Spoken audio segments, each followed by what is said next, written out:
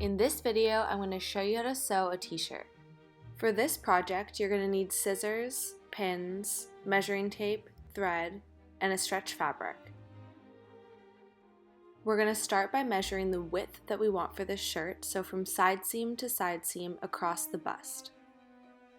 Then with pins, we're going to mark that measurement on our piece of fabric. The next measurement that we're going to take is the length that we'd like for the shirt. So that's going to be from the shoulder seam to however long we want this shirt to be. And we're going to mark that with pins as well. So we should be left with a rectangle pinned out onto our fabric, and we're going to cut that piece out. For our next piece, we're going to take our back width measurement, which for me is going to be the same as the front width, but if you have a larger bust, it's going to be smaller than the front piece. And then you're going to use the same length measurement. So for me, I'm just going to cut two of the exact same rectangles, but again, if you have a different bust measurement, it's going to be a little smaller for the back. The right side of the fabric is going to be the side that the fabric curls towards. So place right sides together. You're then going to take the measurement of the neck opening, so just kind of shoulder seam to shoulder seam. None of this needs to be too precise because we are going to make alterations and your fabric is stretch. I'm folding my piece in half here to determine the center, and then I'm basing my measurements off of that. All you're really doing is pinning the shoulders and leaving an opening for your head. It can also give you a better fit if you pin the shoulder seams on a slight angle. For the next step, we're going to need the measurement for our arm width. Now you're going to pin your side seams, leaving open half the measurement of your arm width. So you've got your shoulder seams, and then you've got your armholes, and then you're going to just pin the rest of your side seams, making sure that the curl of the fabric is on the inside. You can then sew where you placed your pins. All of the sewing for this project is going to be done with a zigzag stitch because of the stretch fabric. Now we're going to cut out the sleeves. So we're going to take the arm measurement, which is first just the length that we want for the sleeve, and then again we're going to use that measurement that we took for the width of the sleeve. Then we're going to pin those measurements onto our fabric. I folded my fabric in half because I found it a little easier, but you can do it any way you like. I also had to cut off a little excess because of the side my fabric was unusable. But either way, I have two sleeves, and with those two sleeves folded in half right sides together as they are, I'm going to sew them with a zigzag stitch. Now we're going to put the t-shirt on inside out and place some pins to make adjustments. So here I'm marking where I want to place the sleeves. I'm going to make the neck a little bit lower, and I'm going to bring in the shoulder seam slightly. I like where it is on the back, and I'm just going to do the same for the other side. You can also take in the sides of your t-shirt a little more if you want it to be tighter. I also made adjustments to where I want the back of the sleeve to be. So sleeve adjustments, I'm going to open up the armhole a little more, I'm going to adjust the shoulder seams and a bit to the neckline. And then you're going to use your measuring tape just to make sure that all the adjustments that you're making are the same on both sides. And when we're confident with these adjustments, we can take our scissors and cut away all the excess fabric, making sure to leave a 1 centimeter seam allowance around the pins. As you can see, these adjustments are already creating quite a bit more shape for our t-shirt.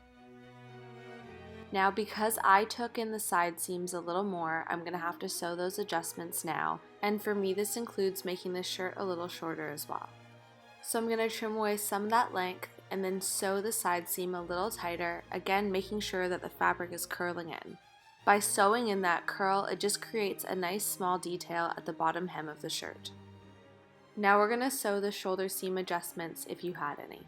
With all the adjustments cut and or re-sewn, we're ready to attach the sleeves. I like to trim down any of the excess seam allowance just to reduce the bulk. Then we're going to attach side seam to side seam with our sleeve right side out and our shirt inside out. And we're going to place pins all along the armhole.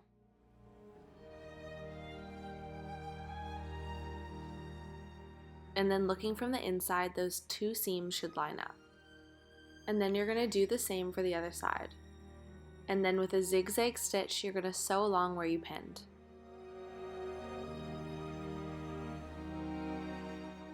I again like to trim away the excess to reduce any bulk in the sleeve. You can also do this for your side seams and your shoulder seams as well. We're now going to cut a strip that's going to be the length of our neck opening, and I like to make mine about 5 centimeters in width. This strip of fabric is what we're going to use to finish the edge of our neckline. You can even use this technique for finishing off the sleeves or the bottom of the t-shirt, but I'm just going to show you how to do it for the neckline. You're going to take your piece of fabric and fold it in half right sides together, placing the two shorter ends together. And then with a zigzag stitch, you're going to sew where you placed your pins. I then like to trim away the excess fabric. You're going to fold your fabric in half again, now in the other direction, tucking away your raw edges. With the t-shirt inside out, we're going to take the piece that we just created and tuck it into the neckline, with the raw edges facing up. I like to place my seam at the back. We're going to attach it into the neckline, pinning through all 3 layers of fabric. Flipping the t-shirt right side out is going to show what the shirt's going to look like once we sew in the neckline. I want a thinner collar, so I'm going to adjust my pins and shift the placement of my neck piece. You can try it on at this phase too, just to make sure you like the way the neck looks. So as you can see, you could also add this technique onto your sleeves to create that finish for the sleeves as well. Or we can leave it with a rolled finish, or we could also just fold over the sleeves. So we have a few options for what we want to do with that. Flipping the shirt inside out, we're going to sew where we placed our pins, again with a zigzag stitch. And then we can trim away that excess fabric. If your fabric is fraying, or just to create a more professional looking finish for your edges, I like to sew over the edge of the fabric with a second zigzag stitch to lock in those threads. So you can do that for any of your seams now if you wish. Another thing I like to do is sew down the collar with a couple stitches so that it doesn't poke out. I like to do this at the 2 shoulder seams and a little stitch at the back. If you're going to be finishing your edges with a second zigzag stitch, you want to be doing that before you do this stitch. The point here is to be sewing down that seam allowance. So I'm going to finish off my edges and then go along and do those 3 little stitches where I placed my pins.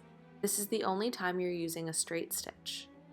The final step I want to do to my shirt is to adjust the sleeve length to make it a little bit shorter. It's really important to try your shirt on while you make these adjustments. And this is also where you can decide what kind of detail you want for the bottom of your sleeve, whether you want it rolled or leave it folded. And you're all done! Thank you so much for watching, and if you liked this video, please subscribe.